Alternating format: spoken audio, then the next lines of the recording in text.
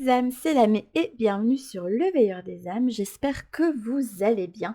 Aujourd'hui, on se retrouve ensemble pour une review d'oracle et cette fois-ci, je vous présente donc l'oracle Les Messages des Étoiles de Dimitri Oulès et illustré, je vais y arriver, par Astraquarelle aux éditions Arcana Sacra qui fait maintenant partie de la maison d'édition Pictos.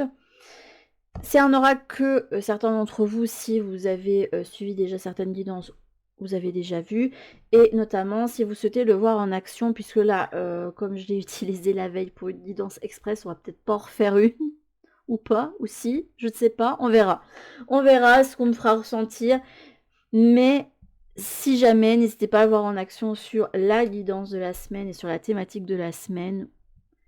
Et vous verrez un petit peu comment il a été utilisé, puis vous verrez surtout la beauté des cartes, etc. Ça faisait partie des doudou decks, ça? De toute façon, avec moi, les doudou decks, ça se transforme toujours en non-doudou deck, alors...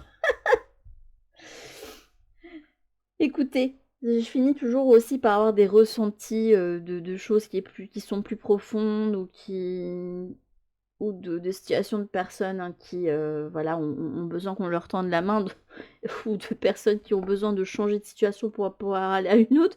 Du coup, souvent, voilà, je suis pas vraiment dans le message tout bisounours, mais j'ai envie de vous dire, peut-être parce que la spiritualité, c'est pas tout qui est bisounours. La vie, c'est la vie, en fait, et elle est faite de bons moments et de mauvais moments, et c'est des choses avec lesquelles on doit composer aussi. Bon, alors, ce petit bijou, il est au prix de 24 €, un petit poil plus cher que certains autres decks qu'on peut retrouver chez eux. Je sais bien qu'il y en a certains qui sont à peu près à 22 €, mais oui, les boîtiers sont peut-être un petit peu plus petits aussi. Je vais vous lire ce qui est noté sur le boîtier. Bienvenue au cœur d'un océan de douceur et de beauté. L'oracle Les Messages des Étoiles est un précieux guide pour aviver ta lumière intérieure. Source de réconfort et merveilleux compagnon de route, il t'aidera sur ton chemin de vie. Cet oracle aux énergies célestes est un murmure du ciel pour recevoir les messages lumière. Ces cartes colorées sont source de soutien et de clarté et nourriront ta magie au quotidien. Ce jeu est une graine d'étincelle née pour sublimer et libérer tes potentiels, entends son appel. Et vous aurez donc un jeu de 65 cartes, quand même 65 c'est bien, avec un livret couleur de 84 pages. Voilà, voilà. On va ouvrir ça tout de suite. Voilà, vous avez le Illumine ton chemin. J'adore chaque fois leur boîtier. J'aime bien le travail qu'ils font là-dessus. Alors ça, c'est le petit livret. Hop. Avec tout le sommaire. À propos de l'auteur. À propos de l'illustratrice. On parle de l'essence du jeu. Les messages des étoiles sont des mots qui viennent du plus profond de mon cœur. Ce sont des murmures que m'a soufflé ma petite voix intérieure. Justement, c'est ce que j'allais vous expliquer après. J'avais pas lu le livret encore. Hein. C'est ce que justement j'allais vous dire après, que je trouvais que c'était un oracle qui fonctionnait un petit peu comme un miroir de nous-mêmes. Vous allez dire, c'est un petit peu le principe aussi du tarot et d'autres oracles. Hein. Mais autant il y a les guides qui ont un affect pour certains oracles et qui vont passer par eux pour faire passer un message aux cartomanciens. Autant, là, c'est vraiment ton guide, c'est toi, en fait. C'est toi qui te questionnes. La carte que tu vas voir, elle a un miroir, elle va te permettre de réfléchir, en fait, à ta problématique. Ce sont des inspirations qui poussent à la réflexion pour avoir avec ton âme une discussion. Bah écoutez, j'avais bien ressenti l'intention de l'auteur. C'est une aide pour éclairer ton chemin et illuminer ta journée. Et il vous explique un petit peu comment utiliser ce jeu, bon, évidemment avec sa façon, lui, de voir les choses. Hein. Ce jeu, c'est à toi de le faire briller. Tu peux simplement contempler les cartes comme lorsque tu admires les étoiles. Tu pourras t'amuser à découvrir les combinaisons secrètes des illustrations, comme lorsque tu cherches à lire les constellations. Tu peux utiliser les messages lumière comme des mantras, comme lorsque tu fais un vœu en voyant une étoile filante. Tu peux te servir des mots-clés pour la divination, pour appuyer tes prédictions, mais honnêtement, bon, vous savez que je suis pas très prédiction, mais je pense il peut, mais j'utiliserai plus pour de la réflexion personnelle. Voilà. Alors vous avez les familles de cartes, la famille astrale, la famille saison, la famille élément, la famille émotion et la famille boussole. Et là, vous donne quelques exemples de tirages. Tirage de l'étoile filante, le tirage pluie d'étoiles et les tirages à réponse immédiate, le tirage émotionnel. Ce sont des petites choses si jamais vous prenez ce deck, et ici le tirage énergétique, je vous conseille de les tester. C'est toujours sympa de tester des méthodes de tirage en fait qui sont données, parce que ça permet en fait de tester d'autres choses. Tirage du temps. Il y a quand même pas mal de tirages qui sont donnés dedans. Et là, vous avez les cartes. Alors, vous verrez. Sur la carte, vous avez un chiffre et un mot-clé. Puis l'illustration qui aide, et les coloris, qui donnent déjà aussi une vibes. Mais vous n'avez pas spécialement beaucoup de texte. Parce que justement, c'est fait vraiment pour aller rechercher quelque chose en soi. On va se connecter à son inspiration et ou son intuition. Par exemple, ici, pour la carte action, tu as le droit d'exister, tu n'as rien à prouver, l'accepter, c'est trouver la paix. Vous avez les mots-clés, yang, action, force, positivité, lumière. Et ici, vous avez les messages lumière. Là, vous avez les différentes familles.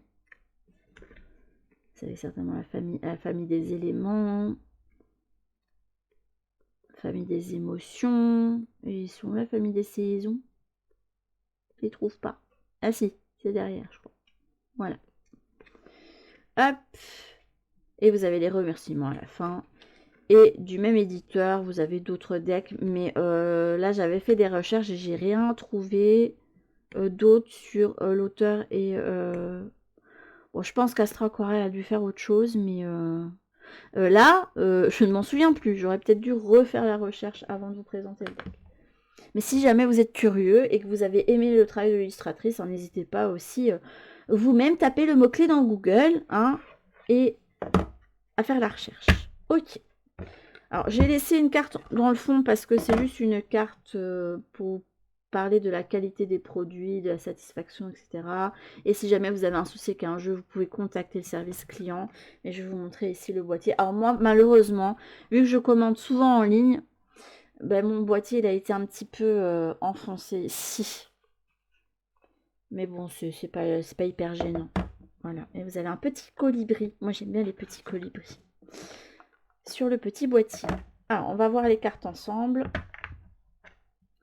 Et on a du boulot parce qu'on a quand même beaucoup. C'était combien encore? 67? Non, 65.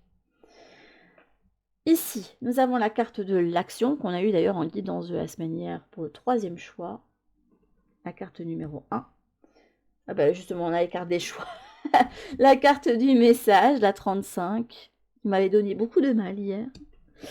La carte ajustée, la carte 15. J'aime bien parce que c'est coloré. Et puis c'est simple, il n'y a pas 10 000 choses sur l'image. Donc ça prouve qu'avec de la simplicité, on peut avoir quand même quelque chose qui puisse nous parler. On n'est pas obligé d'avoir 10 000 symboles sur la carte. Alors ça peut être sympa d'avoir aussi ce genre de deck où ça fourmille de détails. Mais là vraiment, on revient vraiment aux choses simples.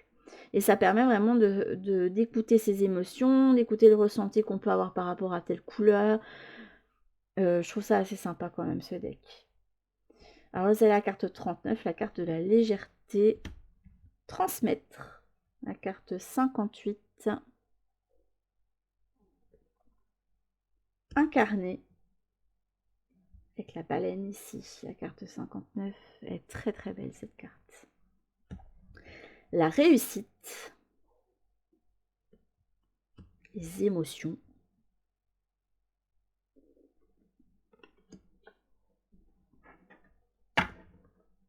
Vous avez la carte semer. Alors ce que j'ai eu aussi en utilisant ce deck, et ça m'arrive pas souvent, mais là je pense que c'est parce que j'ai vraiment dû aller rechercher en moi les messages pour les autres. Quand vous l'avez et que vous regardez une carte, il y a vraiment, on se pose et on se retrouve dans un état limite de méditation où on se retrouve avec aucune pensée. Ça m'a fait ça en tout cas quand je l'ai utilisé à chaque fois et je trouve ça assez déroutant quand moi j'ai l'habitude d'avoir des des bouts de phrases ou un mot qu'on me donne ou un concept qu'on me montre ou des choses comme ça. Donc là, vous avez la carte de la promesse, c'est trop mignonne cette carte. Le petit totem de l'abeille que j'aime beaucoup. La carte de décider. On les avait eu en guidance aussi, celle-ci. La carte des perspectives, elle est magnifique celle-là. Elle est trop trop belle. Les flamants roses avec la comparaison.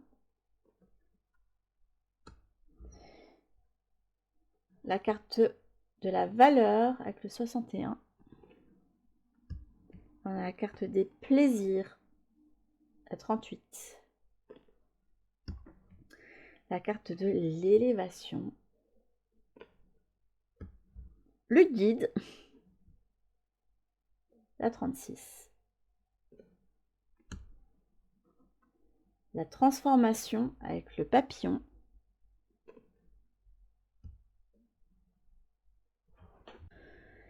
La carte de l'effort avec le 52 ici.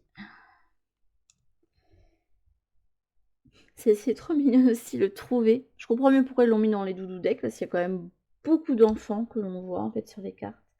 Et encore ici avec la carte de la simplicité. Le petit garçon et la petite fille que l'on voit sur les cartes à chaque fois. Vous avez la liberté. Les potentiels. Avec le 46. Elle est trop belle cette carte. Et puis le dos de carte. Pour une fois, je ne vous l'ai pas montré. D'habitude, je vous montre toujours le dos de carte. Mais là, je ne l'ai pas fait. Bon, admirez-le parce qu'il est magnifique aussi. C'est pour ça que je l'avais choisi d'ailleurs ce deck-là. Parce que j'adorais le dos de carte. On a la carte du repère avec le phare. L'adaptation avec la libellule. L'acceptation. La protection. C'est marrant parce que moi, j'aurais jamais mis ces couleurs-là pour la protection. Parce que pour moi, la protection, c'est relié à l'archange Michael notamment. Et sa couleur, c'est le bleu. Donc, j'aurais vraiment pas choisi ça. Mais ça me décontenance un petit peu. Ça me décontenance un peu, je dois vous avouer, pour cette carte-là. Là, on a l'introspection. Elle est trop belle, cette carte aussi. Ah, celle du lâcher-prise, elle est trop belle avec le champ de coquelicot. Elle est magnifique. La carte de la créativité. La carte de la naissance, qui fait rapport au printemps ici. La carte de la magie. La carte de l'amour.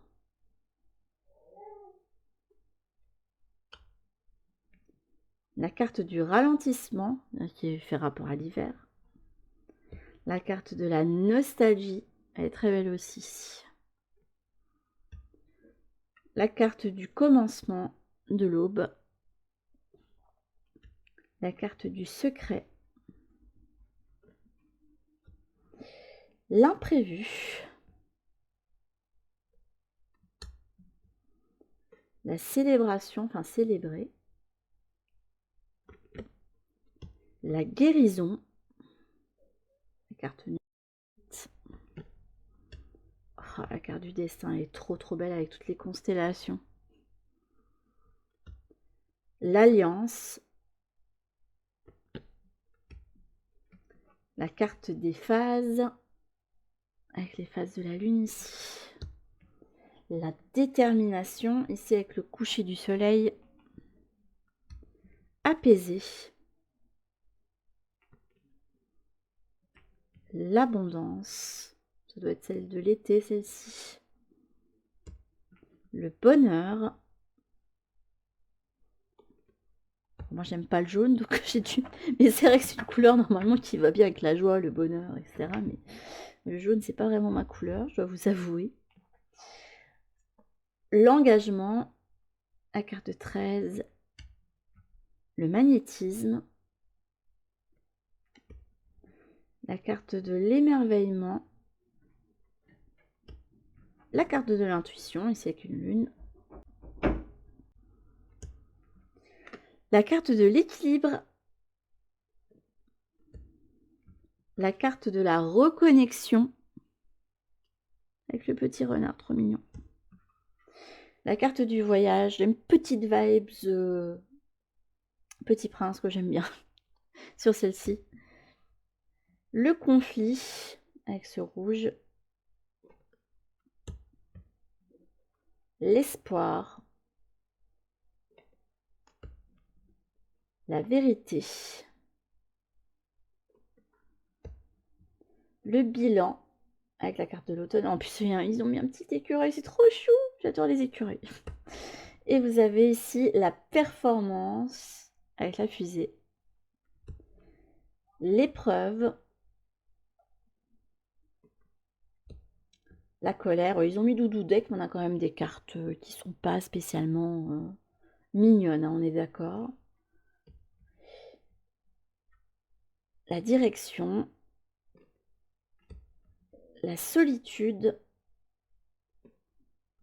Et vous avez ici la carte de la bienveillance. Voilà, la numéro 17 pour finir. Ici notre petit tour. Alors je vais vous remontrer. Hein. Effectivement, on a un bon tas de cartes ici. Ça se mélange assez bien. Les cartes sont pas trop grosses, donc ça va. Ça va. Moi j'ai quand même des mains pas très grandes. Et voilà, je peux les battre sans que voilà, je me retrouve à tendre comme ça les doigts. La tranche, elle est comme ceci. Les cartes sont très très solides. De toute façon, là, au niveau des cartes, généralement, je suis pas encore tombée sur un deck où les cartes étaient fines. Mais en tout cas, chez Arcana Sacra, j'ai jamais eu de soucis avec les cartes. Je trouve qu'elles ont toujours été de très bonne qualité. Elles glissent bien. Elles sont solides, assez épaisses et agréables à battre. Donc voilà. Et ça, le magnifique dos des cartes. Alors, comme je vous le disais, c'est un deck qui, pour moi, s'utilise pour se questionner soi.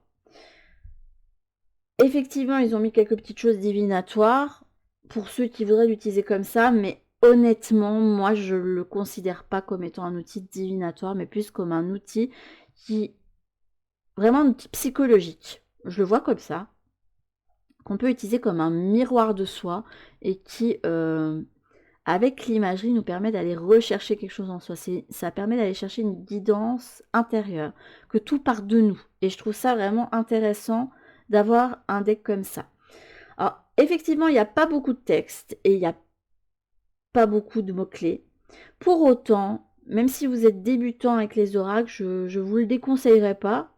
Je dirais même que vous pouvez y aller parce que ça va permettre justement de vous faire confiance et d'apprendre à vous faire confiance. Et ça, je trouve que c'est quelque chose d'ultra important. Donc, que vous soyez débutant ou expérimenté, évidemment, les personnes expérimentées pourront aller beaucoup plus loin. Vous pouvez y aller les yeux fermés si vous souhaitez vraiment avoir un outil qui va vous permettre justement de travailler sur vos talents, de travailler sur un questionnement, de travailler sur une problématique en particulier, autre que les fameuses questions sentimentales, professionnelles, hein, les prédictions hein, qu'on peut se poser des fois dans notre vie. C'est vraiment un outil pour nous permettre de se connaître soi et d'aller chercher les ressources en soi. Voilà, voilà. Mais sur ce, mes petites âmes, parce que là, je vous dis, hein, si vous voulez avoir un exemple, n'hésitez pas, je vous mettrai les liens des vidéos où j'utilise ce deck-là hein, pour pouvoir vous montrer le deck en action. Je vous fais en tout cas de très très très gros bisous. Et je vous dis à toutes pour une prochaine guidance ou une prochaine review sur la chaîne. En attendant, prenez bien soin de vous mes petites âmes. Bisous.